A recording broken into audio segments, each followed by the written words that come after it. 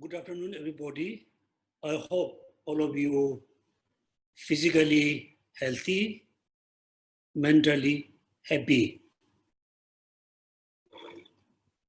So if you are always mentally be happy, that means you know how to practice Dharma. Therefore, always try to be happy with mind, mentally be happy. At the beginning of the Lamrim class, first everybody has a free to be believer or non-believer. Also, everybody has freedom to choose which religion you want to follow, you want to practice. Third, if you follow Buddhism, everybody has a right, freedom to choose which path we practice. The Hinayana and Mahayana path. The Lamrim is for both practitioners. If you practice the Hinayana path, you need to practice Lamrim. If you wish to practice the Bodhisattva path, also we need to practice Lamrim. We need to study Lamrim. Therefore, the Lamrim is one of the very important Dharma book.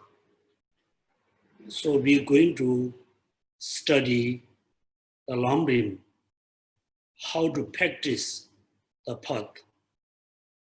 Therefore, at the beginning, everybody must have very pure motivation. Motivation for achieving liberation, achieving Buddhahood, liberation for generating bodhicitta, liberation for cultivation, renunciation. The Lamrim is not for achieving happiness of only this life. Therefore, at the beginning, everybody must have the pure motivation.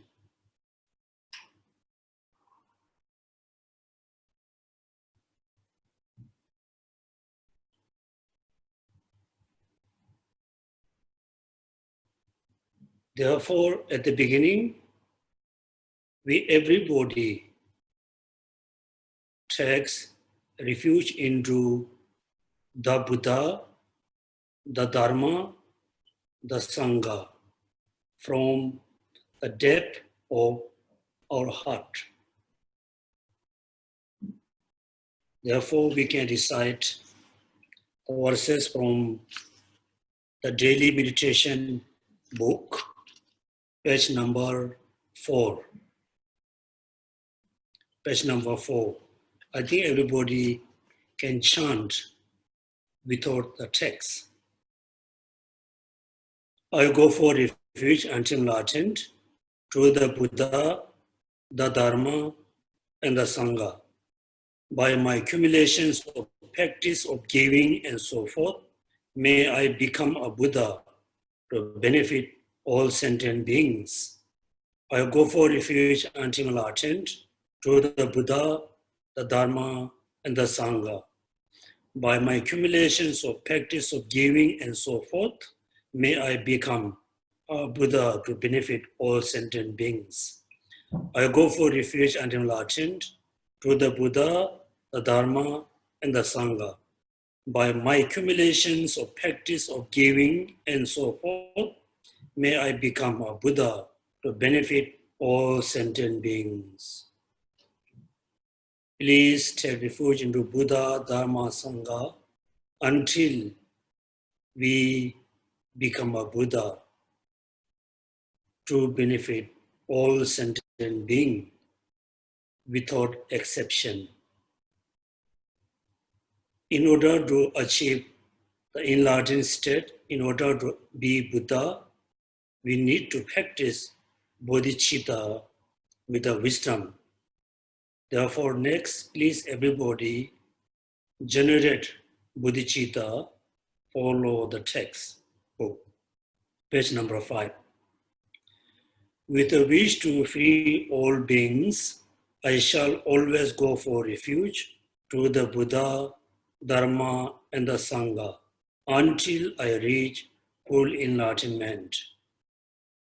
Inspired by wisdom and compassion, today in the Buddha's presence, please everybody visualize all the Buddhas and Bodhisattvas, include your root Guru in the space in front of you, in front of us.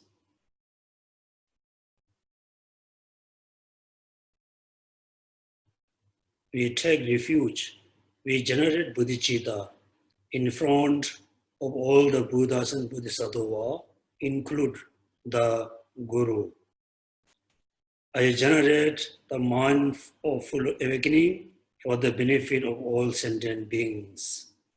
I go for refuge to the Tirpal Gem. I confess the negativity individually. I rejoice in the virtues of all the beings. I hold the precious Buddhahood in my heart.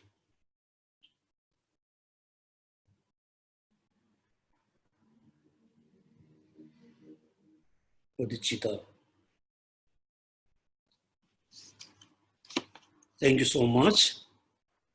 And also, please, everybody remember the advice by Ottawa. Remember the advice by Ottawa. Sorry, Gampopa. So you no need to look the book. Sorry, Sharawa, Ottawa, Gampopa. They were the most important disciple of Dromdumpa. Dromdumpa was one of the chief disciples of the Atisha.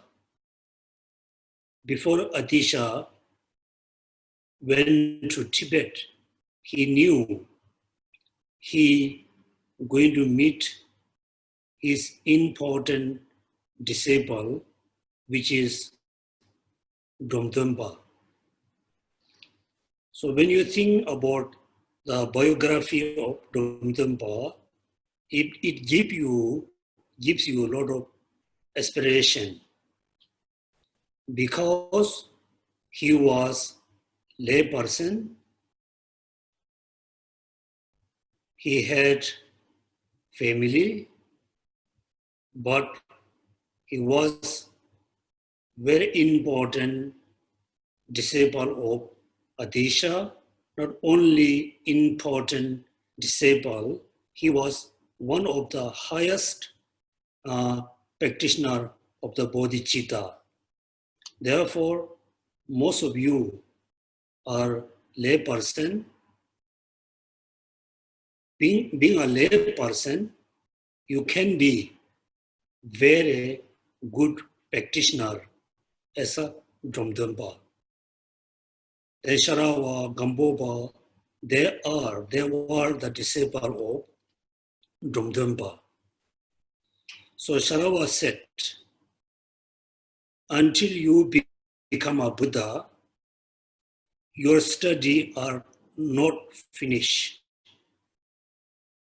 until you become a Buddha, your studies are not finished. They are finished when you are Buddha. So we have to study the Dharma. So we have to study, we have to practice the path until, we are Buddha. Therefore, everybody should think, I will practice the Dharma until I am a Buddha. I will study the Dharma until I am a Buddha.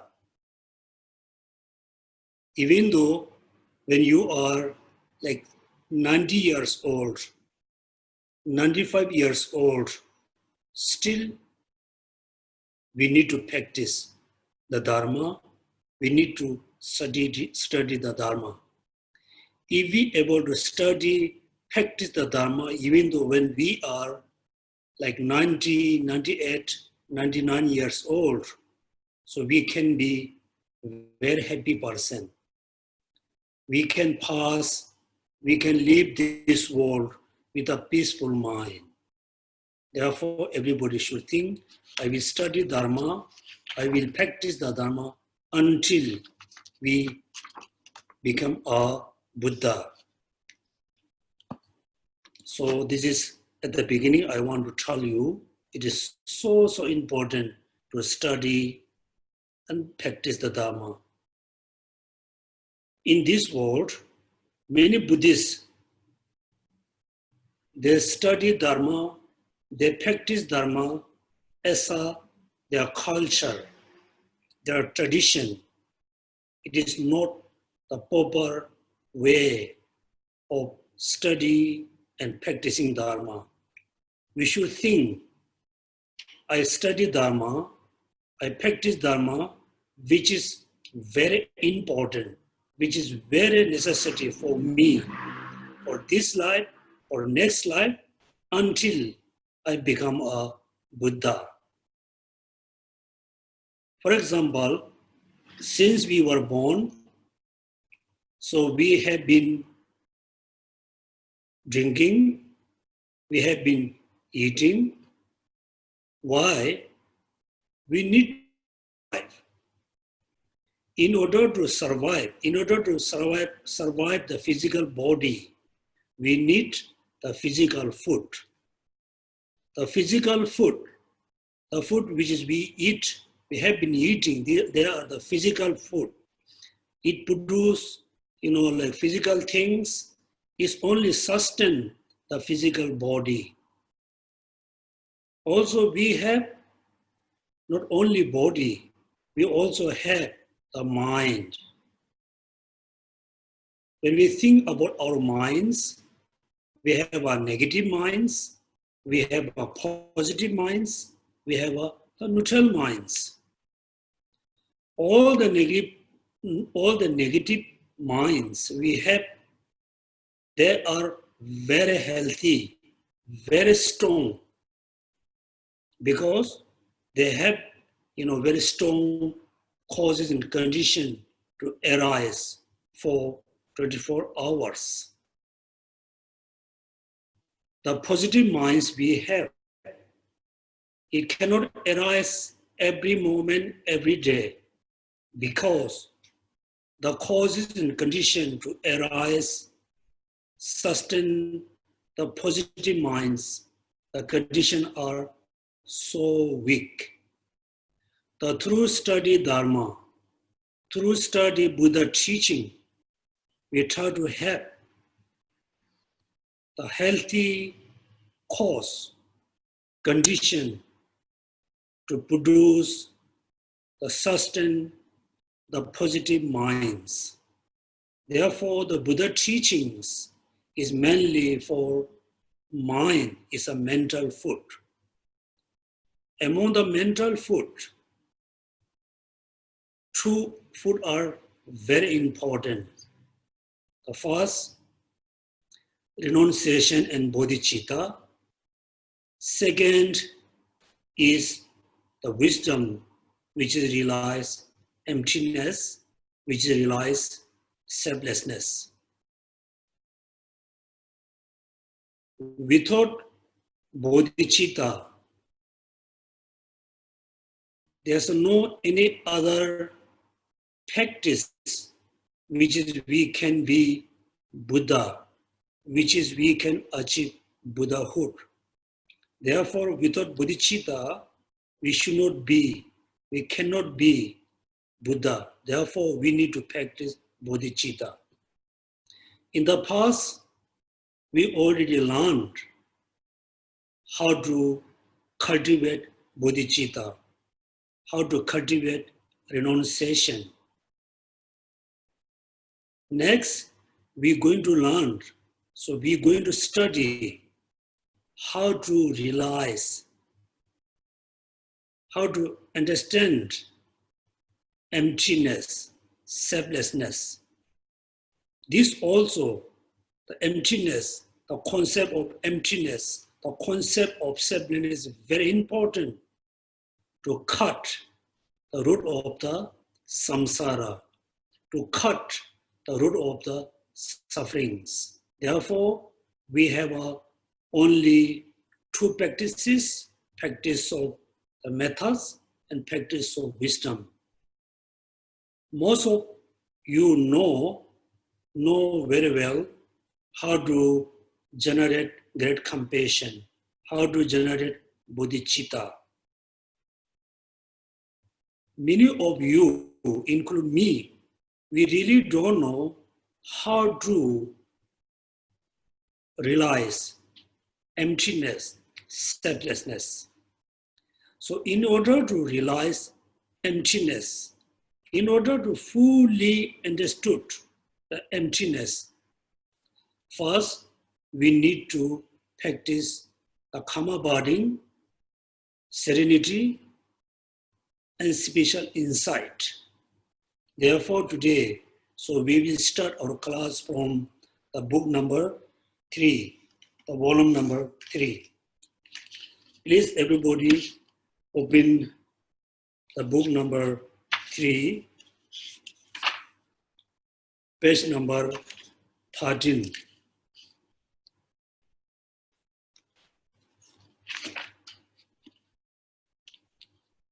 Ready? Okay. Look at the beginning. The most venerable teachers have great compassion. I bow with the respect at their feet. So Lama Tsong-kha-pa, he almost, finished most of the Lamrim. So before he start, the last 2 chapter for concentration and wisdom, then he particularly, bow down, respect to the guru, the teacher. Because this last 2 chapter about the meditative concentration, the chapter about wisdom is very, very important. Therefore, so we study these 2 chapters. Also at the same time, we try to have an experience through our study, through our meditation.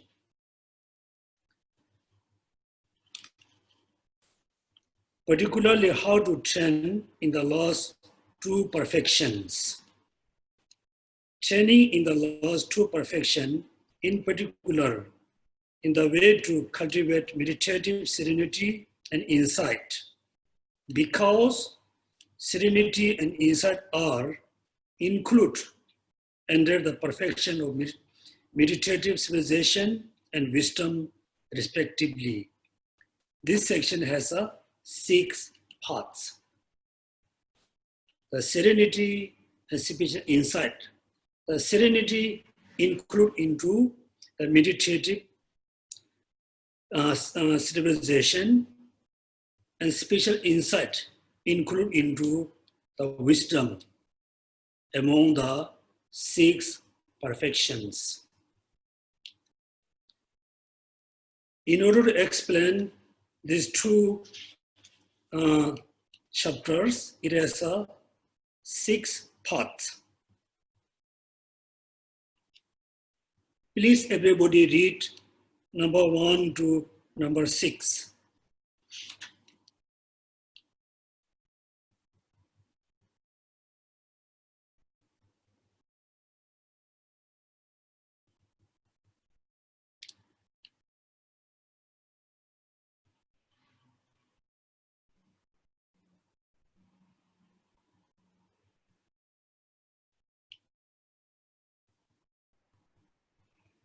I hope everybody read.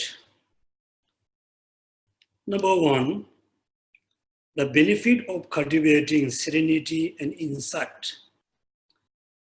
This means, for example, there's a question, why we need to practice, why we need to cultivate the serenity and insight. Why? What kind of benefit I can have? Second, showing that these two include all state of meditative concentrations. Any kinds of the meditative concentration include into serenity or include into spiritual insight. That means all the any kinds of meditation include into these two. These two include everything, every meditation. Number 3, the nature of serenity and insight. What is look like the serenity? What is look like the spiritual insight? So many Dharma books, which is translated from Tibetan language to English or Chinese. English here they say serenity. Tibetan we call ji ne. Therefore English is a calm. Second word abiding. Ji means calm. Not just calm with the two, excitement and laxity. Calm. Then continuously your mind abide on the chosen object. Therefore, ji ne, calm abiding. The insight, we Tibetans say, spiritual insight. Then there's two words, la, tong. La means, very special, particularly has seen. Therefore, insight. So we, everybody, have to recognize, have to identify actually exact, the meaning of serenity, the exact meaning of spiritual insight. Because many of us have been, doing meditation.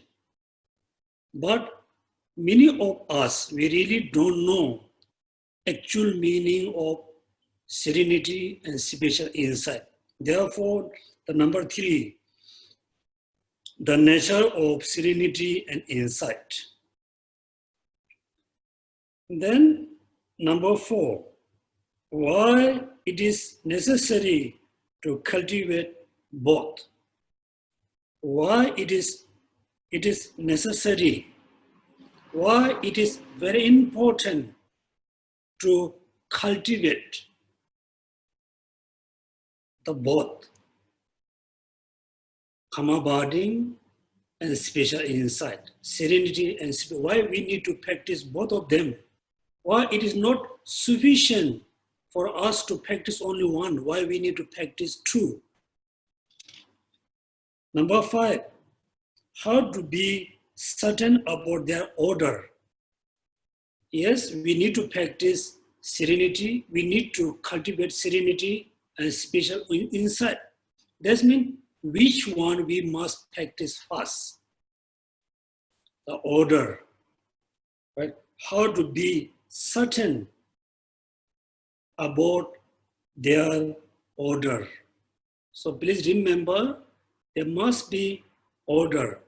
First, we need to cultivate serenity, karma burden. Then second, we need to cultivate the special insight. These are very important order. Then number 6, how to train in each, how to practice each of them, right? Please remember these 6. The benefit of cultivating serenity and insight. All of the mundane and super mundane good qualities of the Mahayana and Hinayana are the result of serenity and insight. Right? That means all the good quality in the mundane and super mundane, Mahayana or Hinayana, all the good qualities are the result of serenity and special insight. Understand? Clearly, okay? This is generally saying all the good qualities, the mental good qualities, not the physical good qualities, all the mental good qualities are the result of serenity and special insight. Then there's a quotation from the Sutra.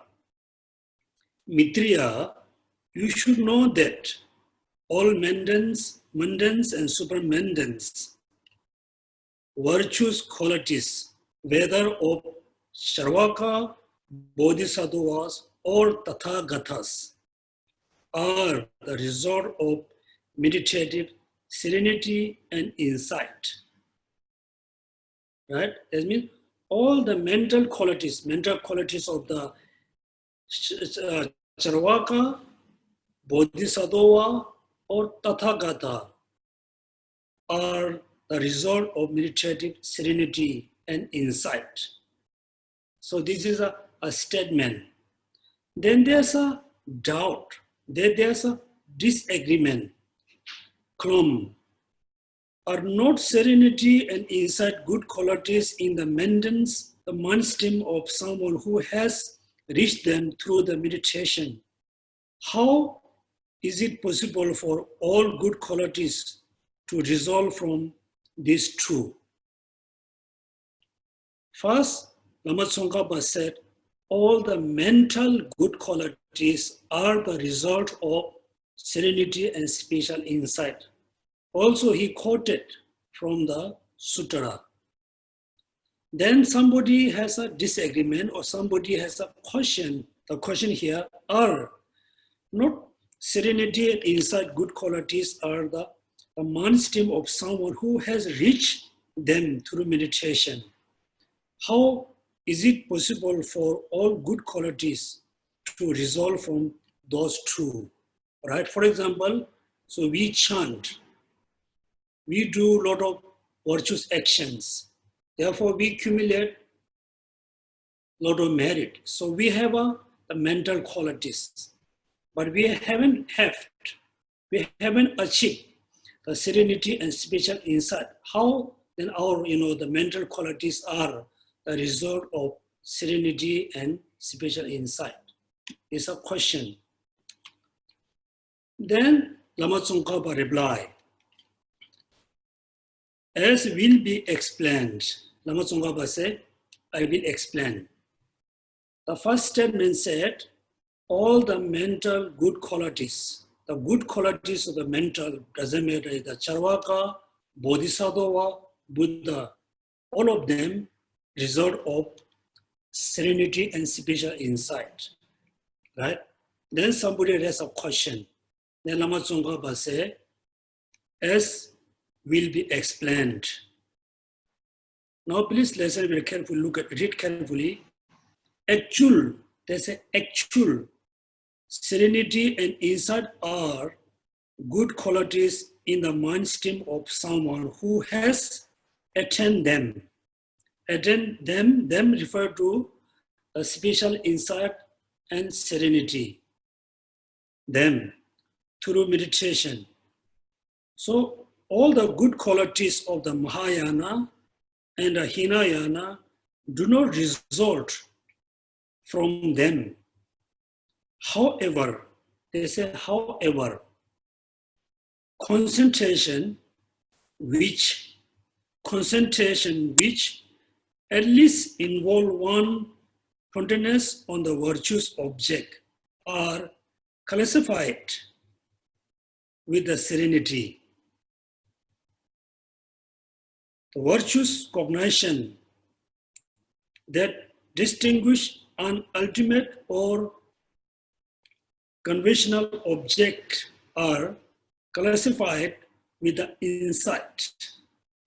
This is what the Sutra means in the state that all of virtuous quality of three vehicles result from serenity and insight. The actual serenity and actual insight is a very high level of practice we don't have. But when we do prostration, for example, when we do prostration, so we visualize Buddha. That moment we have a simple concentration, right? So when we recite mantra, also we have a very simple kind of concentration, concentrate about the visualization. Also when we recite mantra with the concentration, mindfulness. This classified, that means it is similar with the serenity. And sometimes we do analytical meditation. We analyze about impermanence. We analyze about next life, karma. This kind of analyzed mind we have. This classified when is included into insight. That means any kinds of mental good quality arise from concentration or mindfulness or wisdom.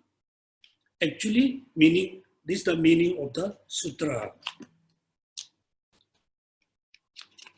Here, what you need to think very simple way, any kinds of mental good qualities must arise from concentration, mindfulness, or wisdom. We haven't achieved the serenity and special insight, but we have a very similar mind we have. So that means all the mental good qualities depend on mindfulness and wisdom. Then there's another quotation.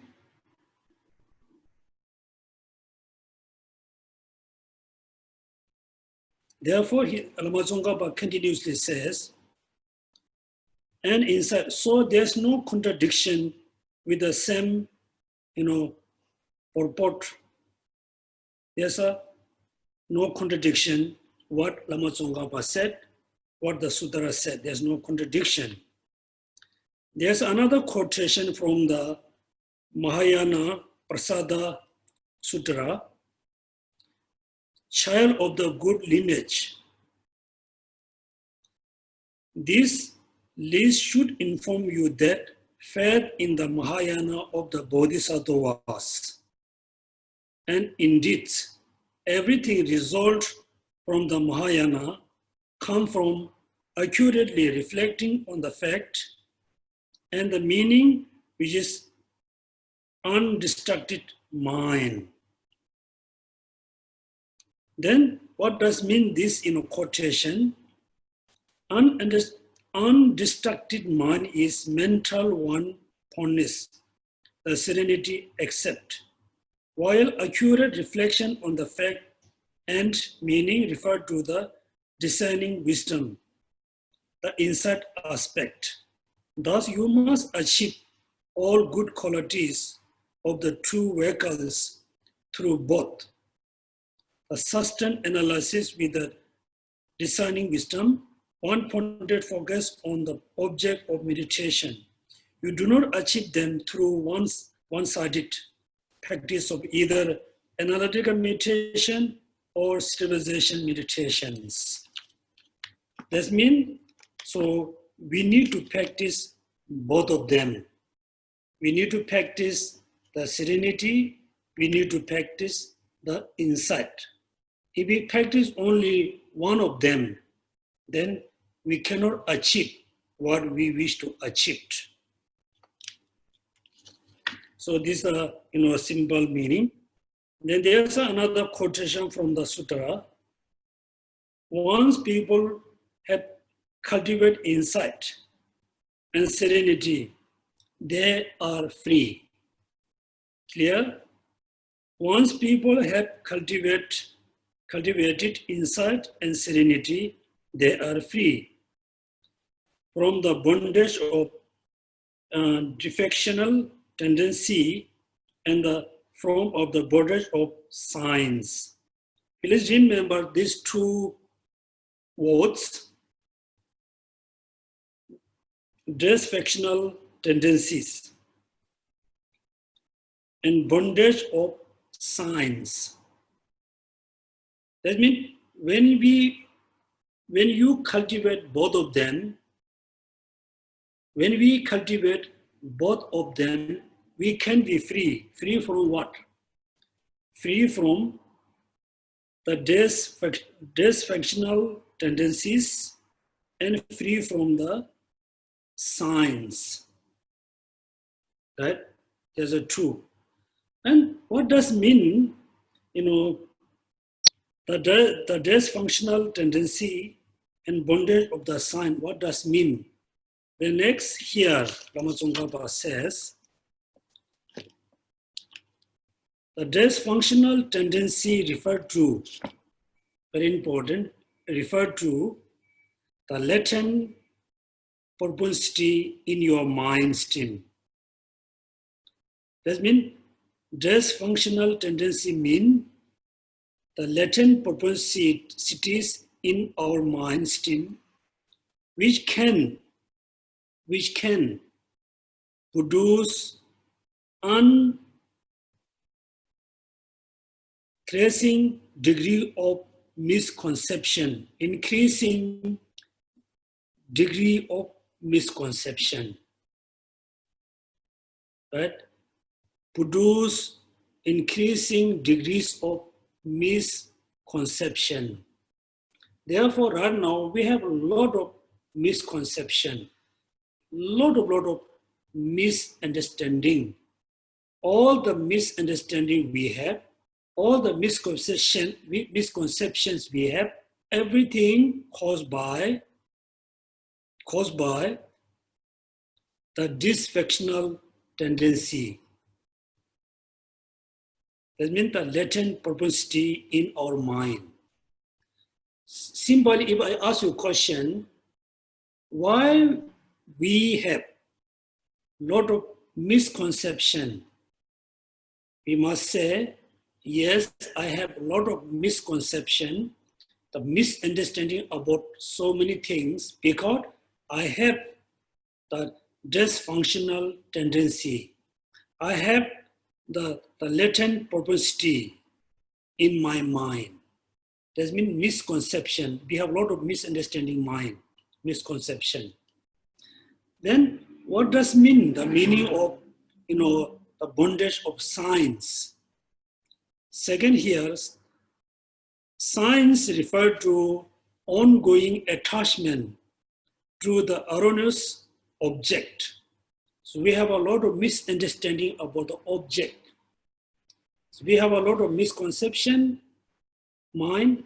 We have a lot of misunderstanding about the object. ongoing attachment to the erroneous object, which foster those perversities. Right? So we have two problems. One, we have a lot of misunderstanding, lot of misconception. Also, when we look at the object, also we have a lot of misunderstanding or erroneous understanding of the object because of the bondage of science. Then, how we know we have a lot of misconception? How we know we have a lot of misunderstanding about object? For us, we have a lot of misconception about the timings. We have a lot of misconception about the object. For example, time, we saw somebody this morning, right? Then we saw the person this afternoon again. Then what we saw? Oh, we say, I saw you, I met you, we say pointing to you, the person in front of you this morning. Then you have a confusion, misconception about timing. You are confused the timing in the morning and the afternoon. You say, I saw you, right? I met you. Whom you refer to, this person in front of you. I say, I met you this morning. The person who you met this morning, the person not here.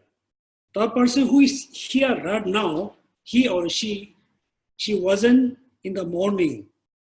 So we have a lot of misconception about time and object.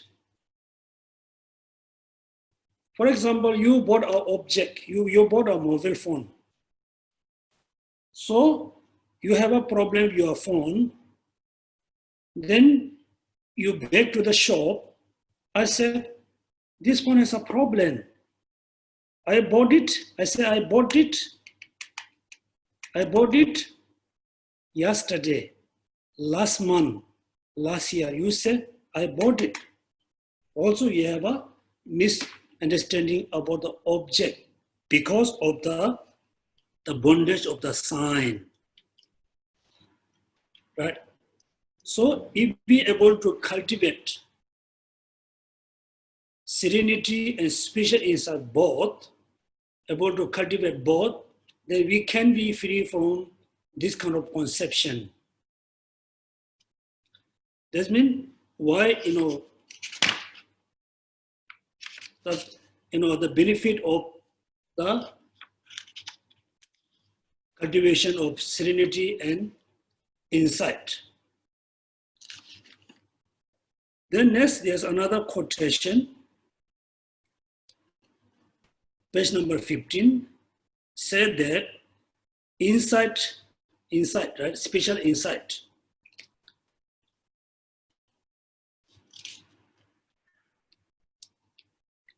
Says that insight eliminates the former. Which one former refer to the dysfunctional tendency.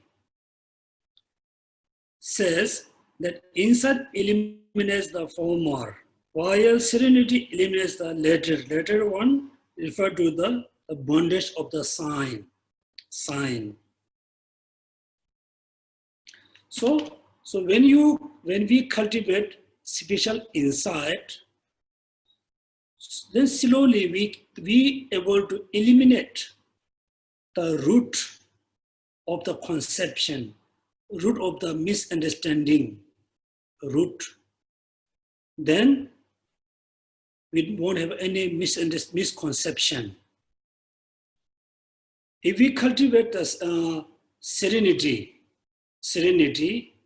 then slowly we free from confusion about the object, because we are able to eliminate the bondage of sign. Right? They also said that insight eliminates the former, while serenity eliminates the latter. There are the benefit attributed to the serenity and insight. But even when the terms, the words serenity and insight are not used, there are similar statements about the benefit of meditation, civilization, and wisdom. Sometimes use the wisdom, sometimes use the serenity, or sometimes use the meditative civilization, sometimes use the serenity. The meaning is very similar. They mean benefit of serenity, benefit of the meditative civilization, the benefit of wisdom, and benefit of insight. Right? It's the same meaning. So at the beginning, we need to learn what are the benefits we can have if we cultivate the both of them. Then how serenity, insight include all states of meditative concentration. Number two, how serenity and insight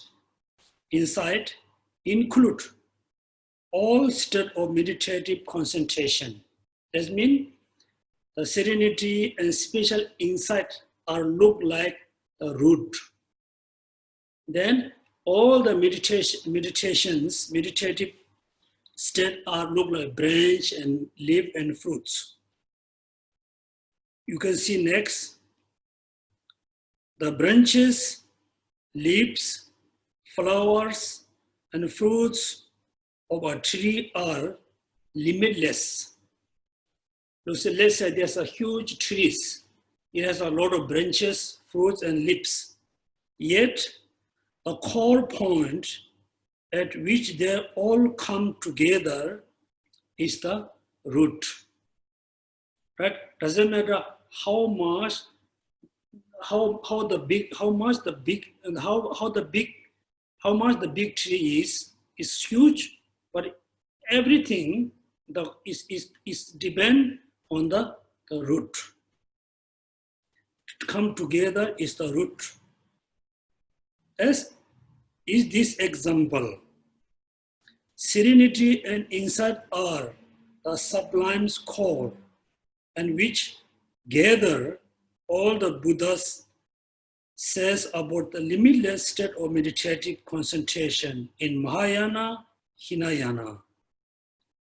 Because Buddha talks, explain millions of different types of meditative concentration. Limitless of meditative concentrations. All the meditative concentration, every kind of meditation include into serenity and spiritual insight or insight. Right? This means how? This means you remember here the analogy. Tree, the root of the tree and the branches and the leaf and the fruits. Everything depends on the main core, main root.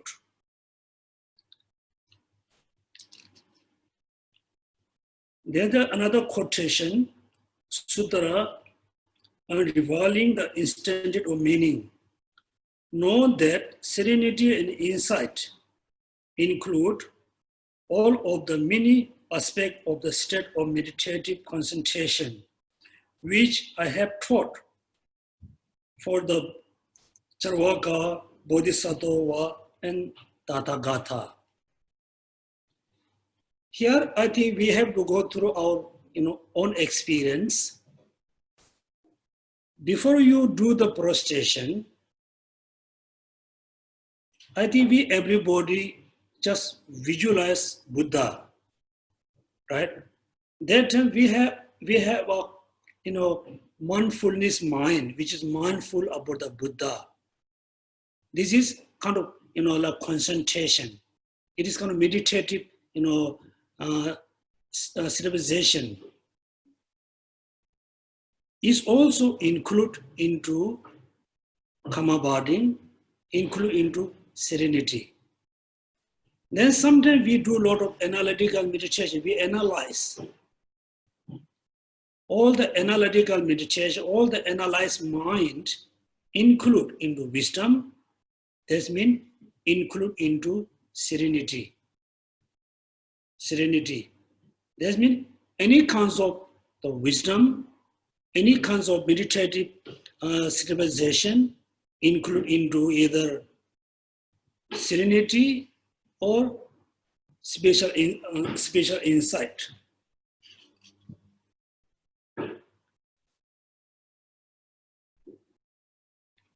Therefore, since those who are intent or attain meditative concentration cannot comprehend limitless number of distinct forms, they should know well and always rely on the technique for sustaining serenity and insight. The synthesis of all the concentrations, right? That means there are so many kinds of meditation. If you're able to achieve the serenity and insight, that means you're able to practice all kinds of meditation. Therefore, since those who are intent on attaining meditative concentration cannot comprehend a limitless number of distinct, many kinds of forms of meditation, they should know well and always rely on technique for sustaining serenity and insight. So this means, number one, we learn, what are the benefit of impact and cultivating special insight and serenity. Number two, we learn how serenity and insight include all state of meditative concentration. Now, most important, the nature of serenity and insight. This we really need to know the meaning. Okay, the nature of serenity, insight. As to the nature of serenity, it is stated in the Sutra Unraveling Intended Meaning. So please, everybody, look at the sentence. While you are dwelling in the solitude and properly direct your attention inward. Number one, properly direct your mind, your attention inward. That's the first important. That means you sit in the very quiet place, and you just sit quiet place, then direct your intention. Our intention is outward. Now you need to push your intention inward. Just look inward. This is the first. Then you attend to just those topics upon which you have carefully reflected. After you look inward, then you attend to just those topics upon which you have carefully reflected. Second, when your intention, drag inward, then you need to reflect. You need to look at the object. Just those topics upon which you have carefully reflected. This is the second part. Part number one, you need to direct your intention inward. After you drag your intention inward, then you need to look at the carefully reflected object. You attended to just those topic. Topic means which object you're going to meditate. Your attention is the third part. Your attention is mentally engaged by continuously attending inwardly. Here, we everybody need to remember three things. Usually, almost 24 hours, our intention is always outward, always looking out. For example, somebody play music, we just listen. Intention go outward. When we saw ugly or beautiful object, we look. That means all sensation always listening outward. Our intention always looking out, not looking in. Therefore, many times when His Holiness give a teachings, I think everybody fully understood. He said, our sixth mind should not let it go after the five sensations, five senses. When you see beautiful object, yes, you cannot stop the beautiful object. You cannot stop appearing the ugly object. It appears automatically. If you close your eyes, then it's different. Also, you cannot stop to receiving pleasant and unpleasant, like music, voice. It's come in your ear. Also, you cannot stop receiving, the beautiful smell, the ugly smell. Smell and smelling. You cannot stop, it will come in your nose. Therefore, when you see beautiful or ugly object seen by your eyes, you need to stop your mind, go after the beauty and ugly object, right? When you're listening, when you're receiving pleasant, unpleasant music or voice and whatever, you need to stop, you need to control your sixth mind, go after the voice or sound. Therefore, you need to control your sixth mind, not let it go after the five senses. That means you inward. So that means you look at inward. Your intention always, drag inward.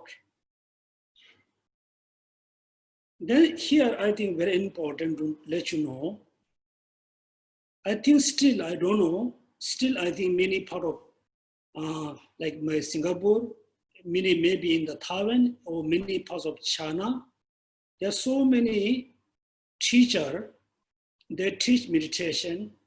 When they teach meditation, they said, you should not think anything, you stop to think, you stop thinking. You should not have any thought, you stop thinking, you stop think about something. That means they also try to explain, drag your intention inward. Then he said, should not think anything. This is wrong. Second, you drag your intention inward. Then the intention, you need to, stick on something. That means carefully reflect it. That means before you meditate on something, you need to study very carefully. For example, today everybody think impermanence.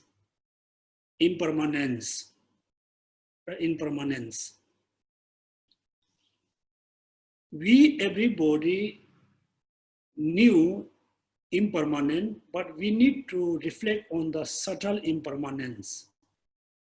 Subtle impermanence. When we think about subtle impermanence, look like we sit on the rocket. We sit in the rocket, we are moving. We are not just moving slowly. We are moving very fast, faster speed. That means our life is like that. Our body is constantly changing.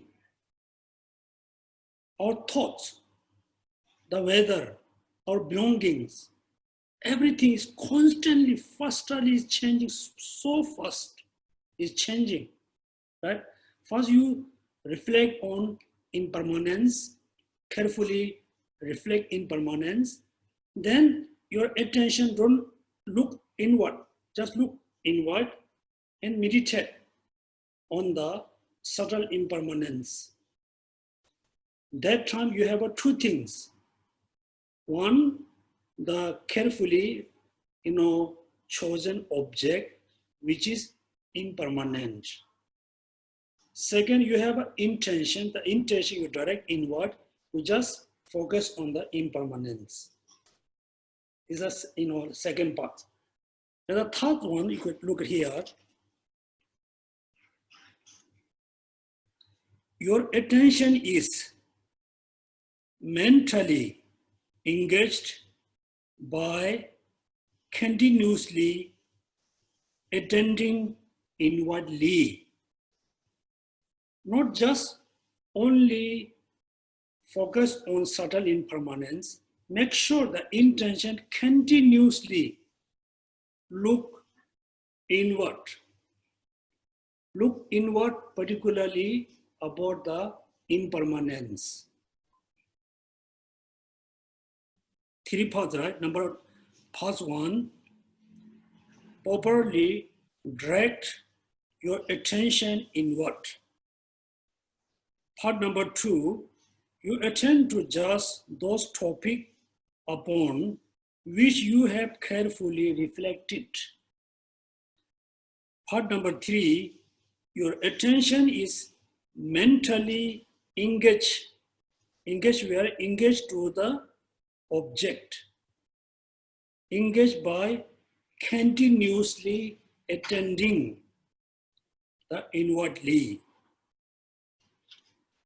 Then the state of mind wherein you do this and stay this way often, and which both physical and mental plenty arise, is called serenity. The state of mind wherein you do this, that means you direct your intention inward, fix on the carefully reflected object, continuously, inward, continuously attending inwardly. Then slowly you will have the physical and mental plenty arise, is called serenity.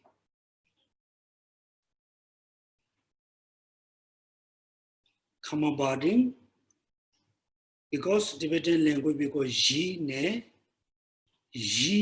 ne, then translate into English, calm abiding, right? In Sanskrit, they call shamatha, it means serenity. Vipassana is special insight.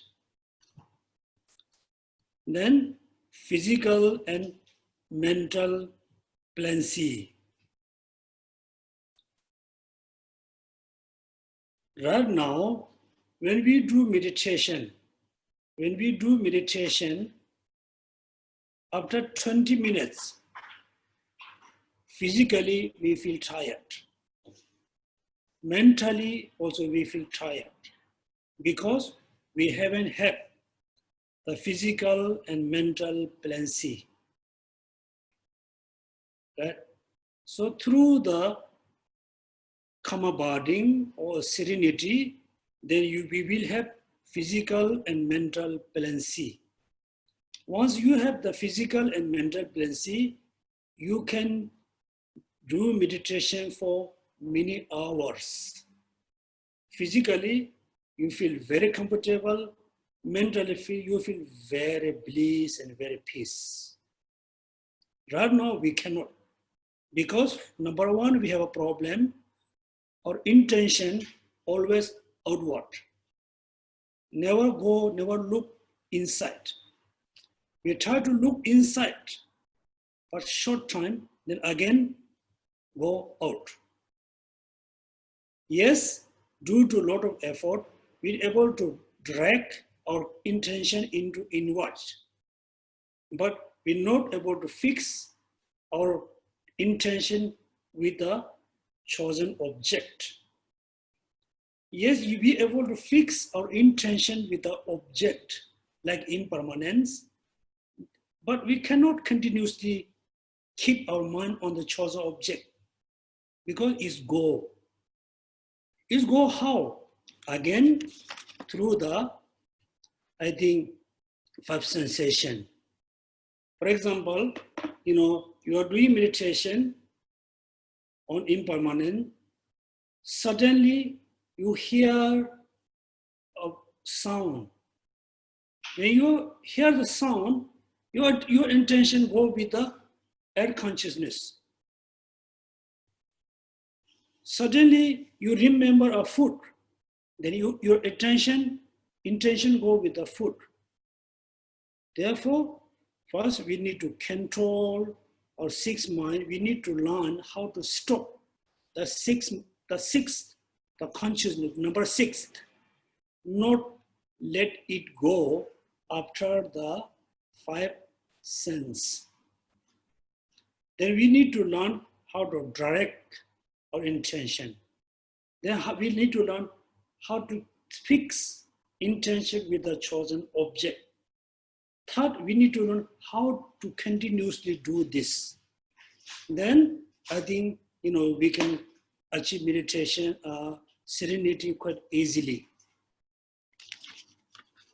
So this is the meaning of serenity.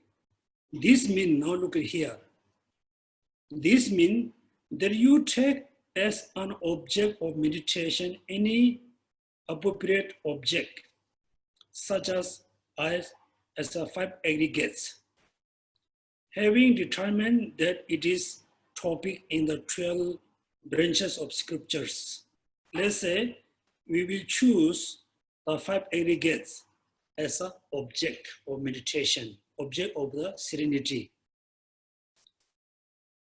With the understand branches of the scripture with undestructed mindfulness and the vigilance. There's a two things I remember. Undestructed mindfulness. Second is the vigilance. Vigilance. You focus your attention on the object and fix it to the object continuously, so that your mind stabilize of it on account of the object of meditation. When you produce the delight and bliss of physical and mental balancing, then your state of meditative concentration became serenity. Again, it has a few parts. First, object. For example, here, five aggregates as an object. Then having determined that it is the topic in the 12 branches of the scriptures, because the scriptures say five aggregates, you choose as an object.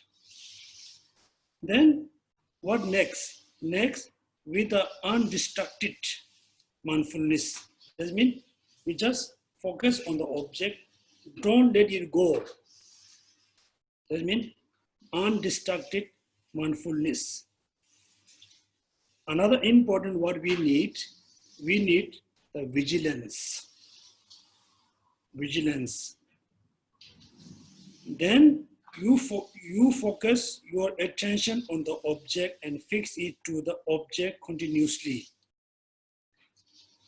That your mind stabilize of it on accord of the object of meditation. When you produce this delight and bliss of the physical and mental fluency, then your state of the meditative concentration become serenity.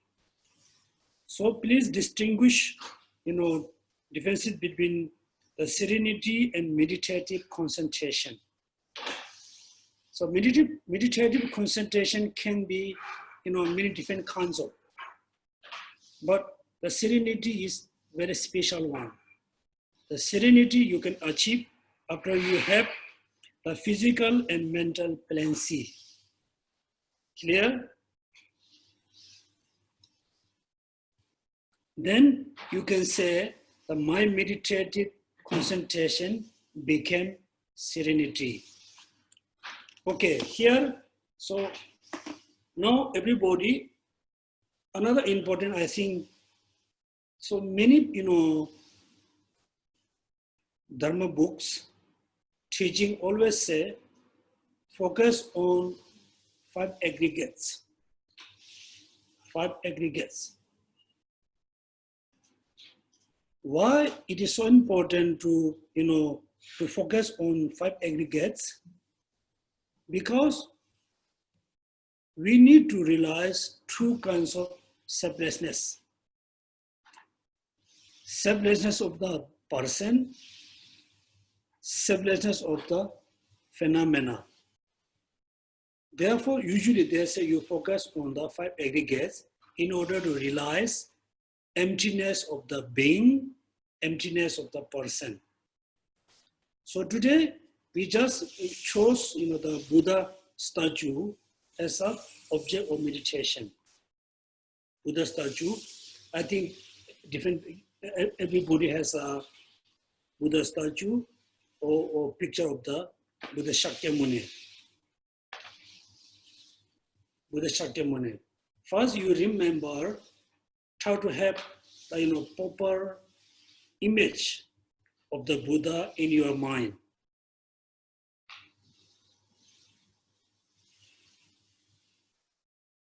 First, you have to physically you sit very comfortably. Then, if you have a Buddha statue, you look at the Buddha statue, you look at the painting for quite a while to make sure you got the right image of the statue, right image of the painting or the photo.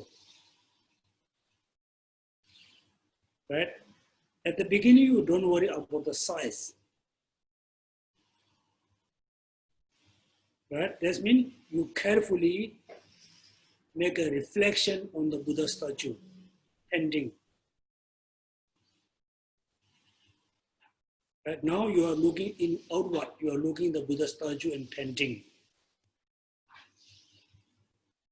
Second, intention, your intention direct inward.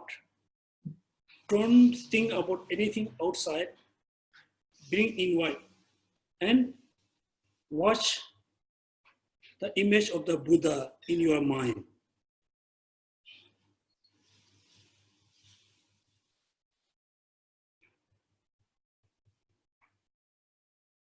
Here I can guess. You really cannot see the Buddha image in your mind. Can you? You just come one moment, then totally become darkness. You're able to see the Buddha image in your mind, just short moment, they disappear, become total darkness. Why? Why? Here you must remember, container has a water, muddy water. muddy water. You shake very strongly the muddy water in the container. You look at, you cannot see anything. You cannot see any image because the water is so muddy. If we keep the container without shaking for a while, then slowly the water and mud separated. Then the water becomes very clean. Then you can see the reflection in the water. Same thing, before we do meditation, our mind is everywhere, muddy mind. Therefore, what we need to do, so before do meditation, do the breathing meditation. Try to calm your mind. Do the breathing meditation for a while. When your mind becomes very calm, very clear, very calm and very clear, then you reflect on the Buddhas. After you carefully reflect it on the Buddha statue, then you direct your intention inward and just watch the Buddha statue continuously. Then another important, you need the vigilance mind, right? That means you are in the very important place. Around you, there's hundreds or millions of sensors they put together. When you move, there's a meow. When you move this side, there's a sound. So the vigilance mind have to be very sensitive. When your intention go outward, you must realize. When your mind becomes a bit unclear, you must remember, you must realize. If you don't realize, if you cannot realize, that means you don't have a good vigilance mind. Right? Okay, we start, for a while about the breathing meditation. Please don't fully close your eyes.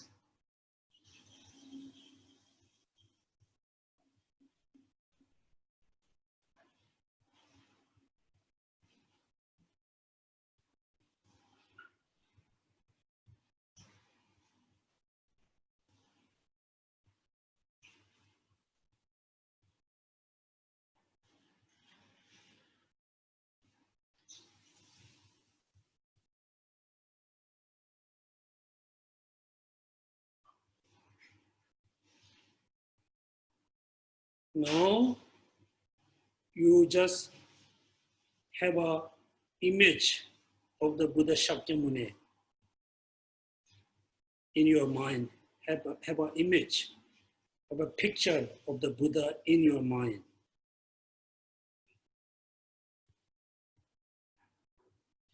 Your intention, focus on the Buddha's image.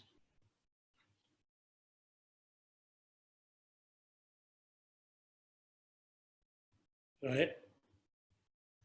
Now everybody has a problem to see the image of the Buddha in your mind.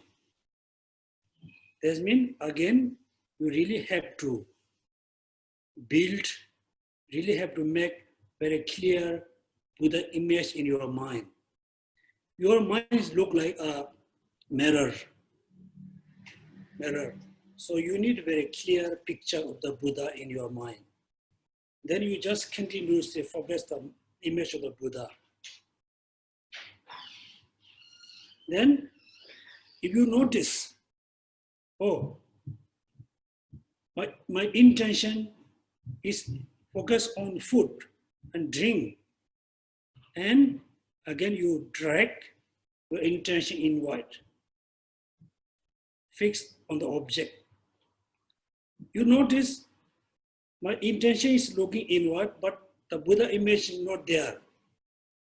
You notice through your vigilance mind. Then again, you need to build you need to have the Buddha image again. That means three things always there. The object, then the intention, behind there's a vigilance mind. Right? This is what does mean like that. Then continuously you meditate on the chosen object for many hours with the vigilance. Then one day you can achieve the serenity of body and mind. Then your meditative concentration became serenity. Clear? This is what does mean serenity.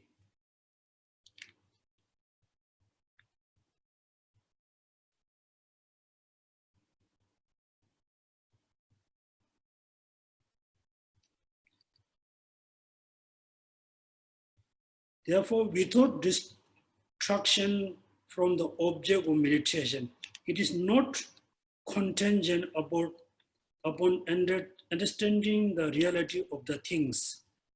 That means, in order to achieve serenity, it is not necessary to realize emptiness. You can achieve serenity based on impermanence, based on Buddha statue, based on anything. This means not contingent upon understanding the reality of the things. Second, what does mean insight, right? I think, go here, insight.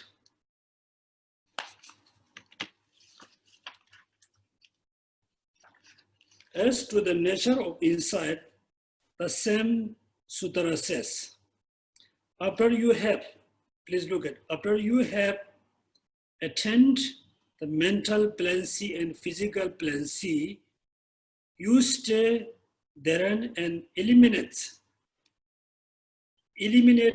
other mental aspect.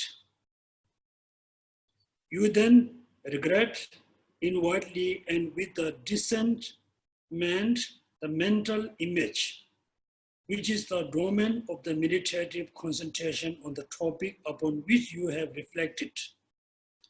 So that means, so after you achieve the serenity, second, you need to achieve spiritual insight.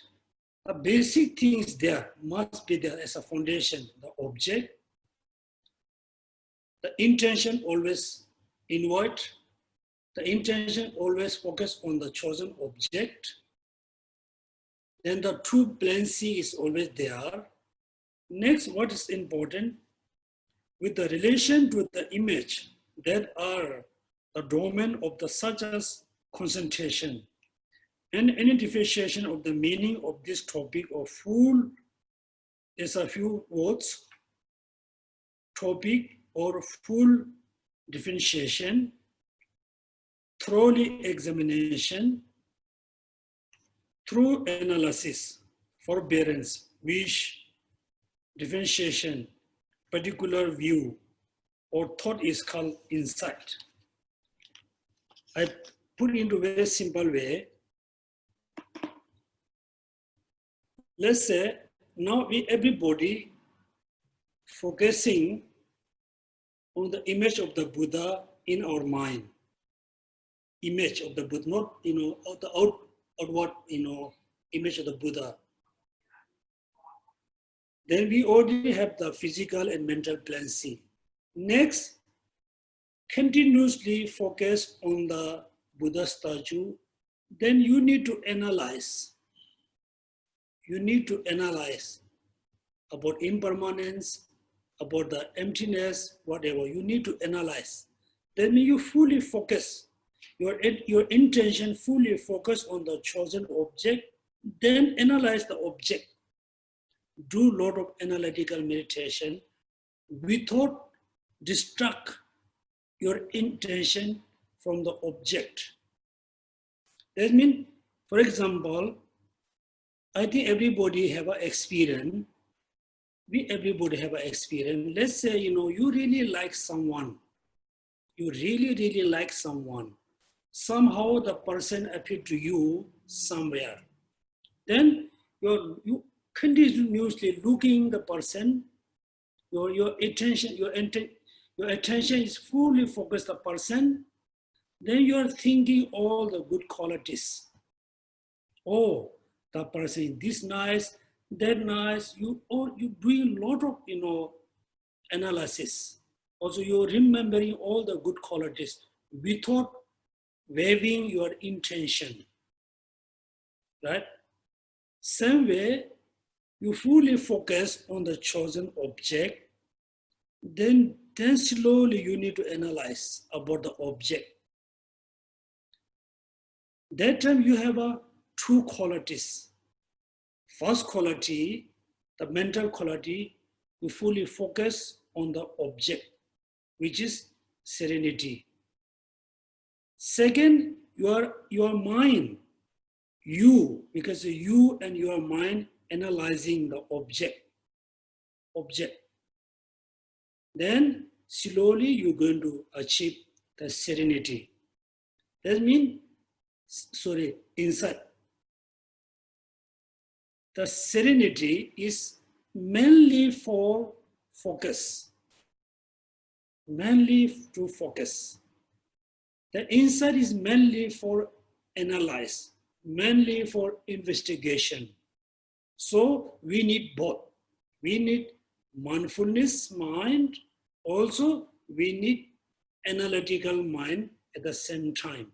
So therefore, what does mean special insight mean? Within the concentration, you need to analyze. When you're able to analyze without distract your intention, then you will achieve insight. Therefore here, look at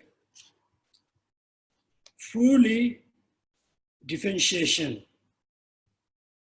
through examination, through analysis, forbearance, wish, differentiation of particular view or thoughts is called insight. Thus is Bodhisattva skill is insight. What does mean? Here, there's another problem here. It is said that the Chinese master Hasang, I think is around 7 or 8th century, according to Tibetan history, before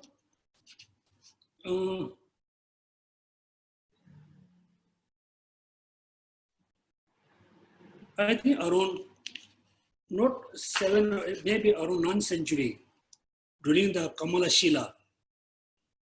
That time there were, I think, quite a number of Chinese masters who came to Tibet, who stayed around, I think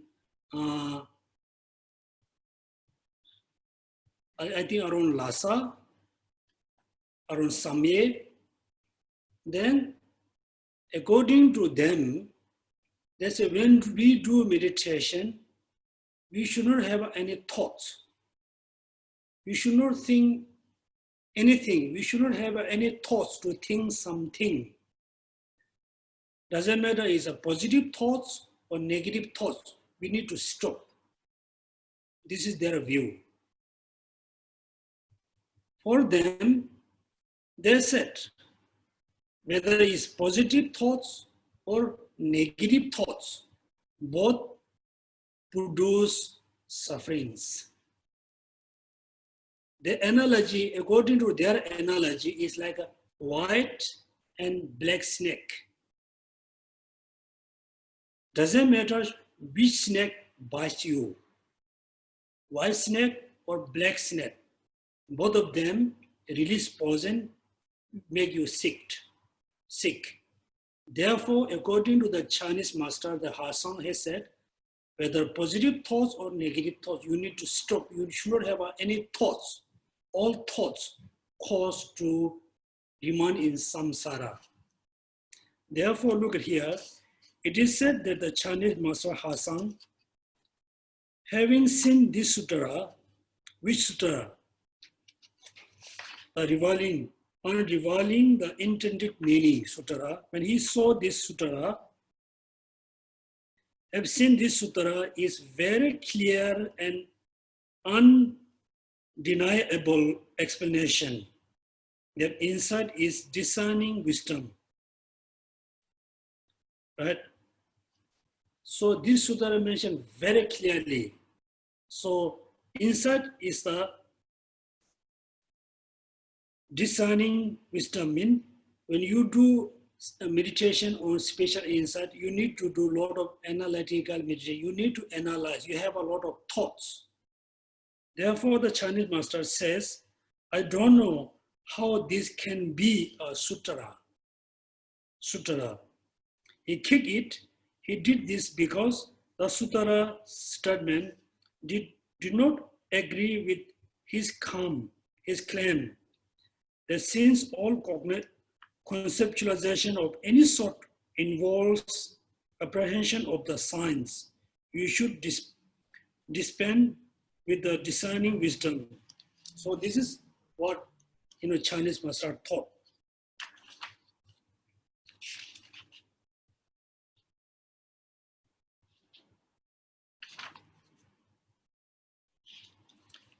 Here what we learn, today we learn three things. Number one, benefit of cultivating serenity and insight. Number two, we learn all the meditative concentration include into two, serenity and insight. Number four, we learn why it is necessary to cultivate both. Right? So why it is necessary to learn both. Also we learn the nature of the serenity and insight. Number four, why it is necessary to cultivate both. So we learn only three. The nature of serenity and insight. So please everybody read a few more times about the nature of serenity and insight. Try to have a clear understanding about serenity and insight. Next, we will learn why it is so important to learn both of them together, right?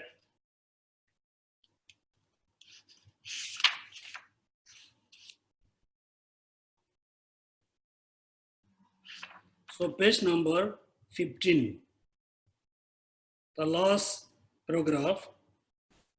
Sorry, no, 15, I think 19. So between page number 17, 18, 19 are the quotation. It explains the differences between spiritual insight and serenity. Particularly, it explains what does mean insight. So you can read all of them. So why it is necessary to cultivate both. Page number 19.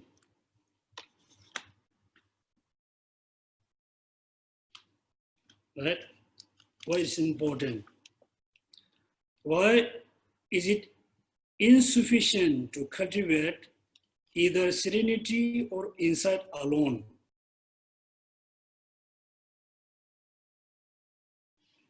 Why is it necessary to cultivate both? I will explain. Lama Tsong-kha-pa said, I will explain. There's a very important analogy. Example, if you light an oil lamp for the purpose of weaving a picture in the middle of the night. Here, the oil lamp. Second is the picture. Third is middle night. Please remember three things: the oil lamp, picture,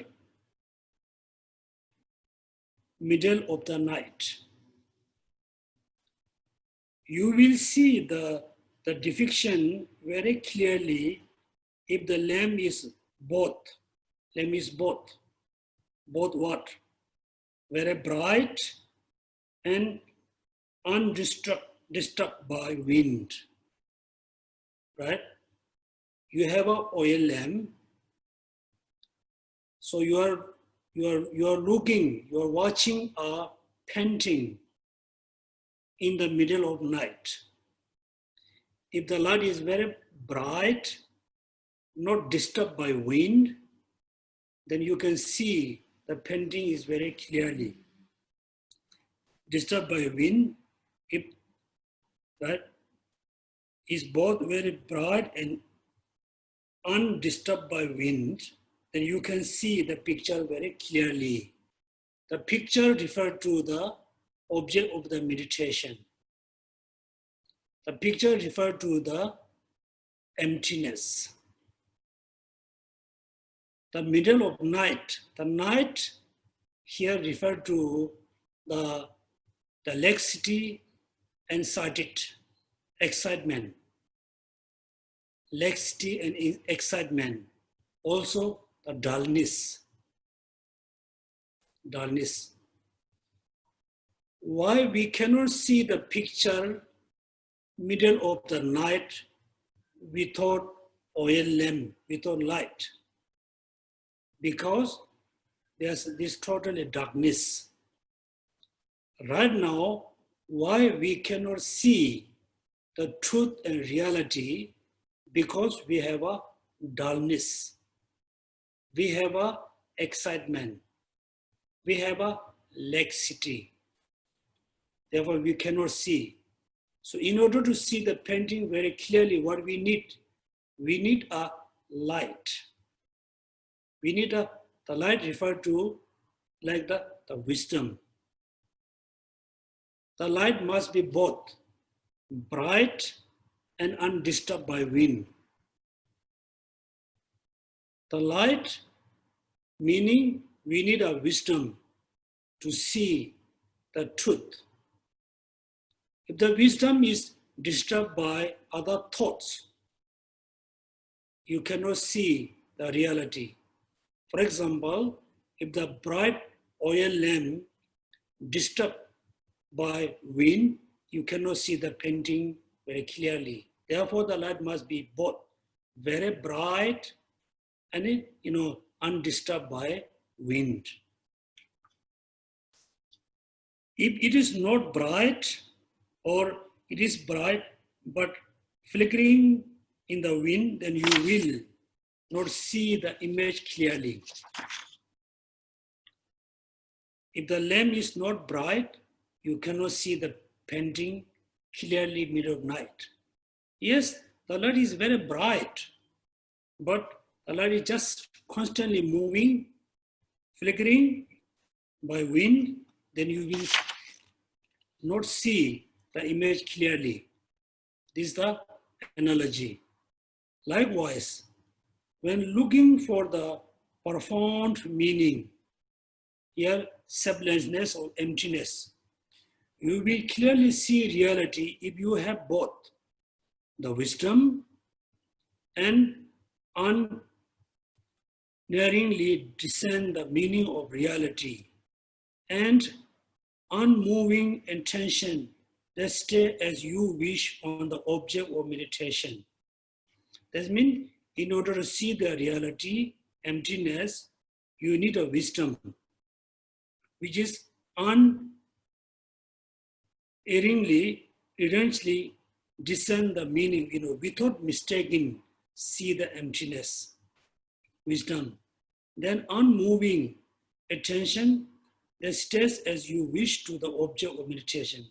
However, if you do not have wisdom that knows how things are, even if you have non-discursive concentration in which your mind is stable and do not scatter to the other object, then you lack the eyes which see the reality. If you have a mindfulness mind, no wisdom, again we cannot see the reality. Hence, it will be impossible to know how things are not, no matter how much you develop your concentration. That means, we need both. We need mindfulness, also we need the wisdom. The light must be very bright. Also, the last, make sure not undisturbed by wind. Therefore, as a beginner, when you do meditation, make sure first your intention able to direct invite. The second, make sure the intention able to focus the chosen object. Chosen object can be anything, can be impermanence, can be emptiness, can be compassion, can be love, whatever you wish. Then you need, a chosen object. The intention must focus on the chosen object. First, you try to have a very stable mind.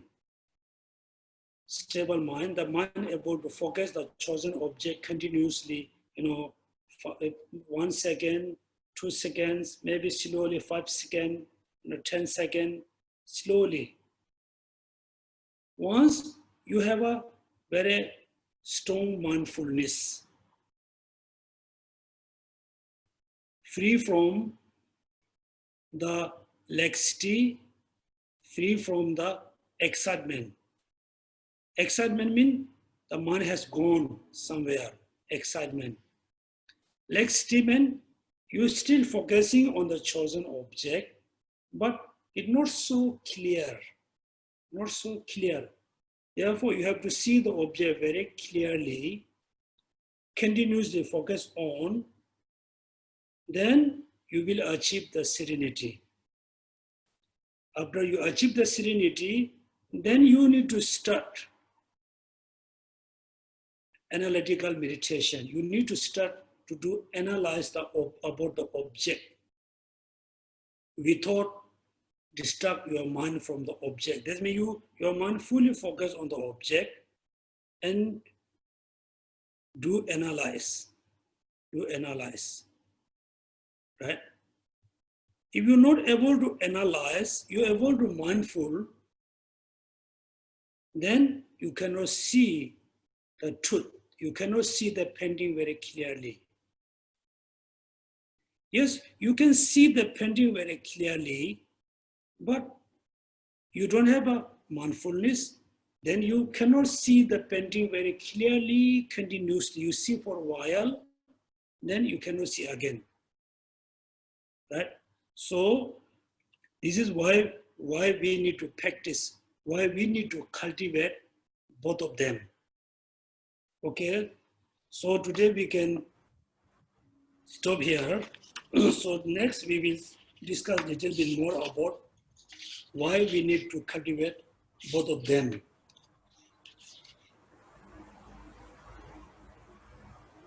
Then next lesson, number 5 and number 6.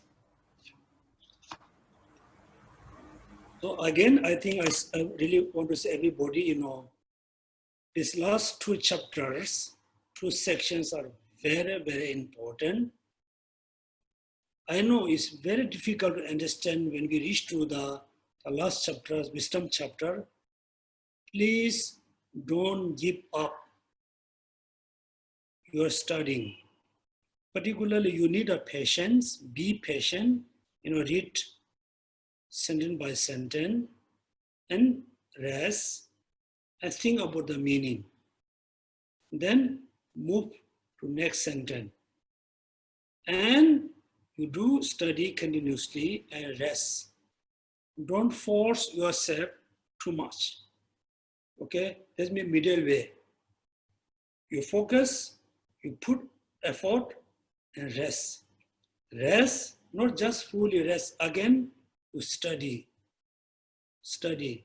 If you go in the middle way, then slowly you have a strong aspiration to study the last two chapters, particularly the wisdom chapter. Okay, so this is class about today. Next, I think we have a few questions, right?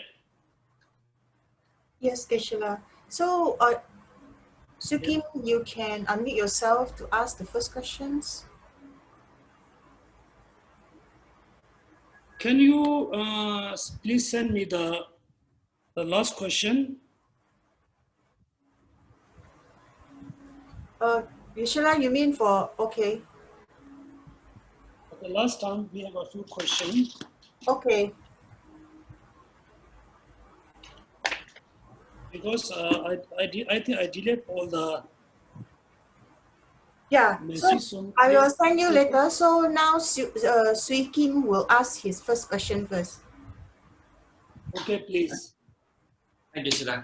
Okay, here I have two questions. When you say that you focus on the object and analyze it at the same time, its emptiness or its impermanence, can I assume that what they are saying is that you use your main mind, focus on the object, and the mental factor of investigation to investigate on the other aspects of the object?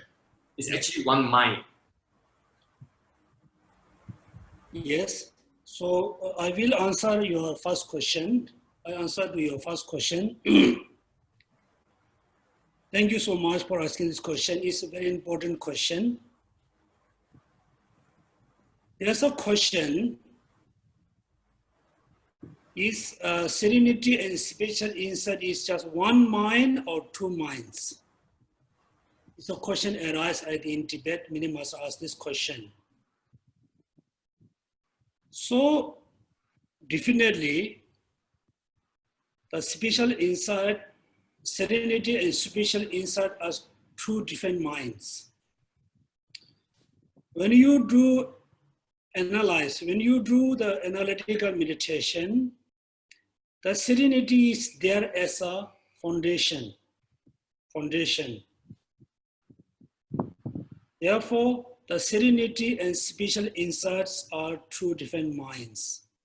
But the two minds functioning simultaneously, but when the serenity function more strongly, then serenity become a bit weaker. When the serenity become more stronger, this spiritual insight become more stronger, more powerful, then serenity become a bit, weaker. Through your constantly practice, the one day, both of them became same kind of strong simultaneously. Therefore, yes, spiritual insight and serenities are two different minds. Usually, what are the Tibetan master says, when you achieve, like a serenity, so that means your 75% of your mind focus on the chosen object, then the 25% of your mind analyze. What His Holiness said, generally your mind, your intention focus on the chosen object, then from the corner of your mind, one corner of your mind, analyze. For example, you look at, my hand is just fully open. Then slowly one finger, like come closer and do kind of action. The rest of my fingers and thumb is fully flat. First flat, all up together, slowly then one finger and do other function. That means your 100% your intention focus on the chosen object. Then slowly one from the corner of your mind analyze. Right. This means the serenity and insight are two different minds. They cannot be one. As a beginning, First, you achieve serenity, the special insight. Even though when you achieve special insight, you still cannot unite it together in the same degree. Then slowly, both of them can be established, achieved together simultaneously at the same power. Quite clear? Okay. So, usually it's alternate. That means alternate. Maybe one is stronger than the other, but later on they'll be merged. Yes. Also, we will study a little bit next time. Therefore, what Buddha said, the Charvaka has a more, their serenity is more stronger than the insight. Bodhisattvas, for the Bodhisattva, the serenity is more stronger, the insight is more stronger than the serenity. So Buddha has a both equal. It's equal.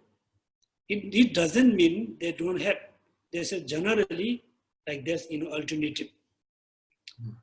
Second question, please. Okay, second question is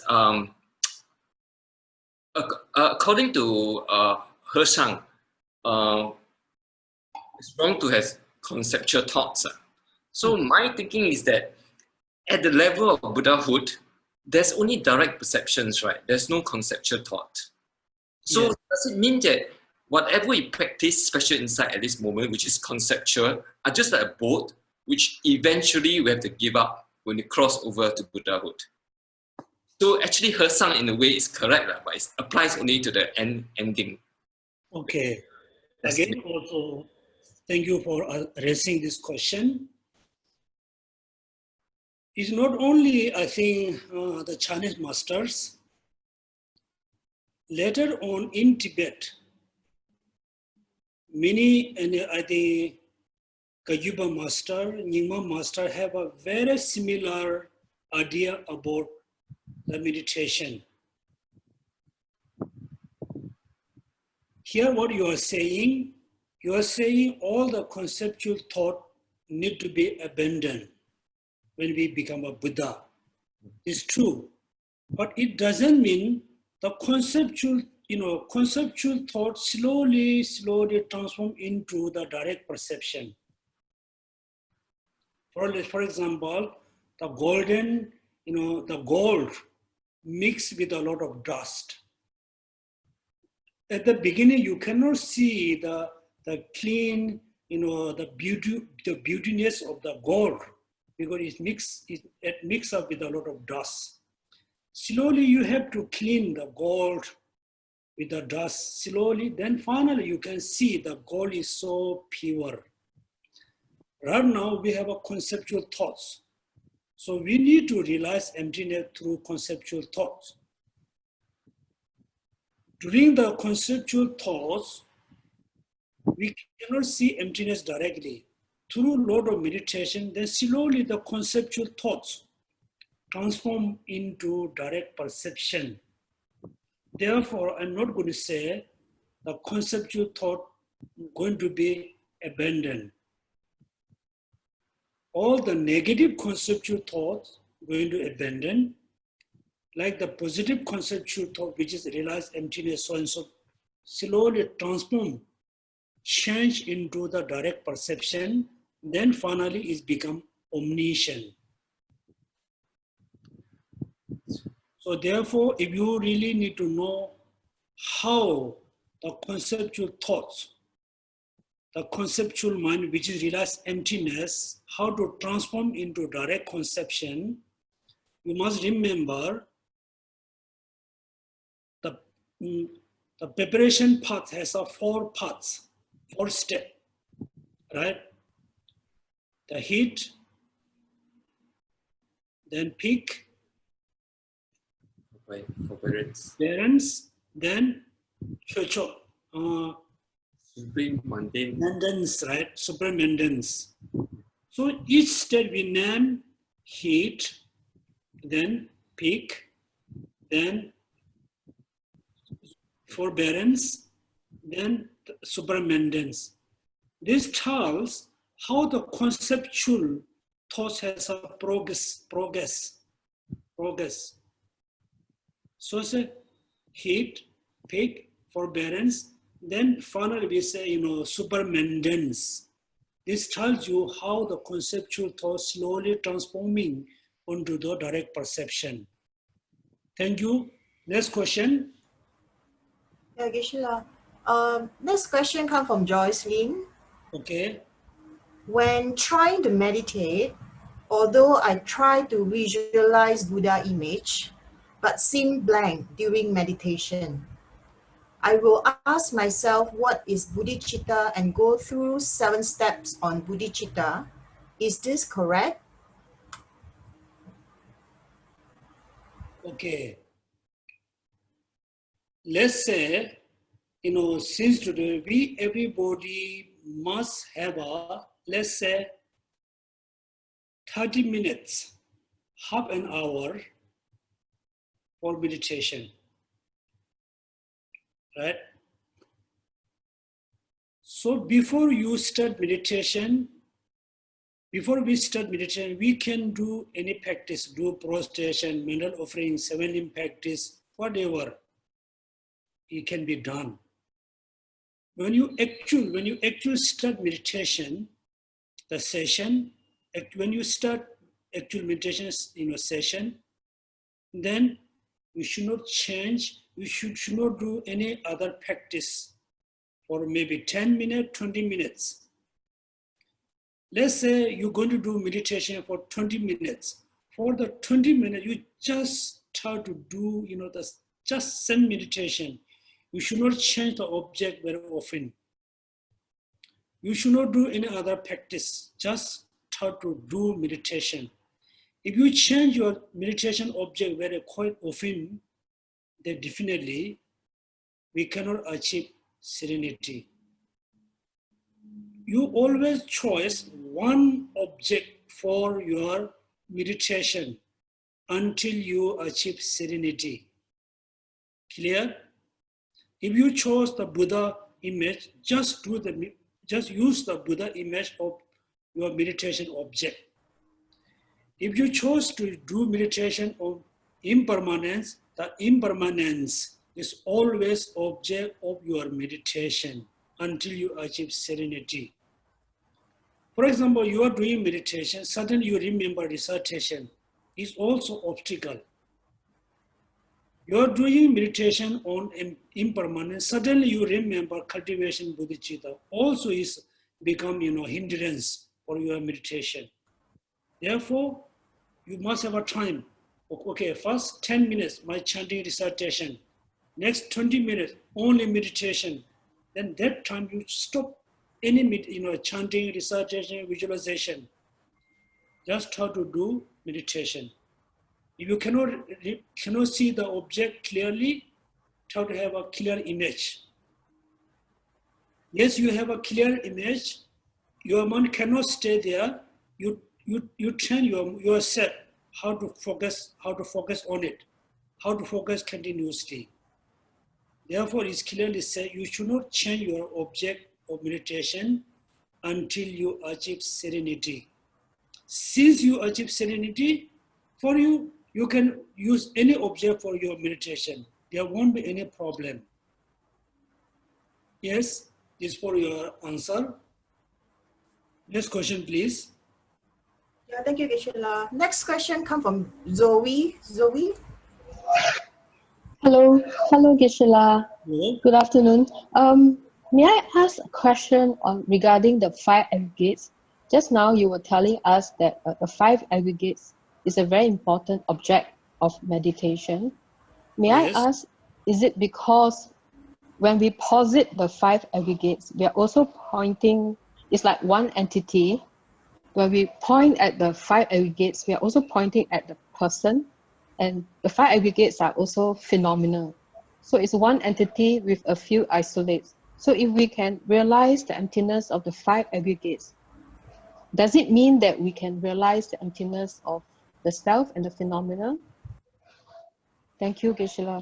It's quite, thank you for asking this question. It's quite like that, but not exactly. Let's say, If I ask question for you guys, all of you, do you really recognize who you are? Who you are? Do we really recognize who we are, who I am? Of course, you can say, I can recognize I'm Geshe Yonten and I'm so and so. If you really think very carefully, very precisely, can you see yourself? Can you really see your friends, your mother, your father, your sister? Have you really seen them? Yes, I can see my body. I can see your body. I cannot see your mind, right? So actually we said, yes, I saw this person, I see this person, I met this person. Actually, we really not able to recognize actually who we are, who are they, how they exist. Therefore, when you just focus on yourself, sometimes we think I am like my body is me. Because we say, oh, I'm white.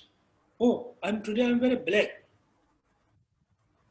Because your face, your body become bit like a black, then we say, oh, today I'm black, I'm brown, I'm fat, I'm skinny.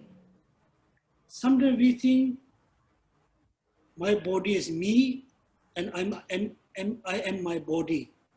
Sometimes we think my body is me is same. Sometimes we say, I'm happy. I'm physically, I'm very weak. My physical body is very unhealthy, but I'm happy. That time we separate. We recognize, we think, me and my body is separate. Because you say, my body is weak. I'm okay. Look like it's separate. Therefore, when we recognize ourselves, sometimes we totally mix up altogether as an I. Sometimes we totally make separate me and I. So we have a confusion to recognize who we are. In order to recognize who we are, how we establish as a me, as a human, then we need to recognize the 5 aggregates. 5 aggregates. The 5 aggregates is look like, like a things to name as a person.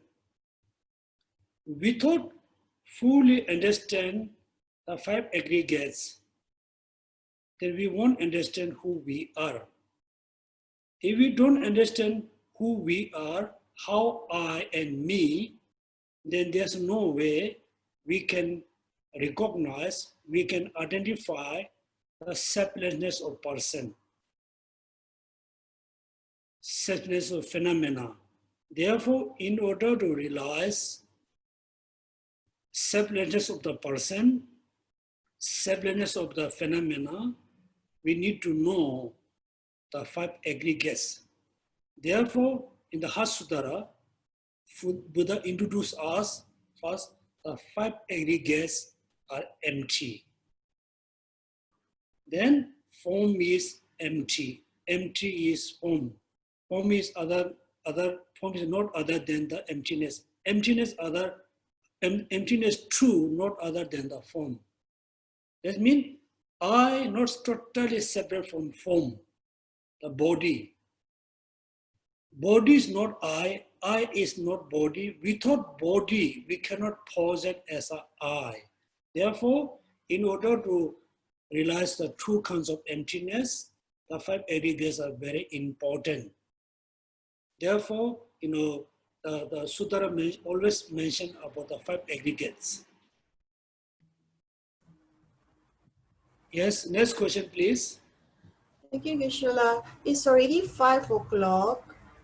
Okay. May I suggest we address the questions that we have in next class? Yes, please.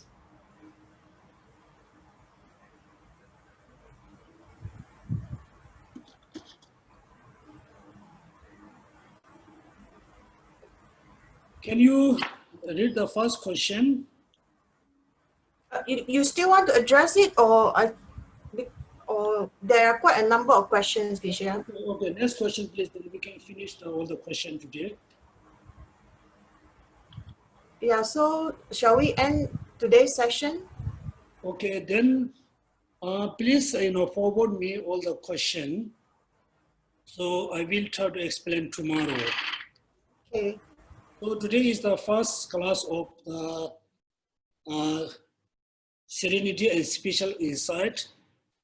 Please, everybody, must have the minimum, the shortest one, 1 hour for Lamrim. 1 hour, please. If you spend every day 1 hour with the Lamrim, 1 hour Lamrim, between the playing mobile is not included. You need 1 hour only for Lamrim. You read, sentence by sentence, try to understand. So this I really requesting all of you. I said many times, progressing in Dharma study practice not depend on me. It's 80% depend on you, 20% depend on me. So thank you so much for attending the Lamrim class. I know the subject is very difficult to understand. It doesn't mean it is impossible to understand. Okay. At the end, so please remember, recall all the positive actions we have accumulated since beginning last time until now. Dedicate the merit of becoming Buddha, to be Buddha, to benefit all sentient beings.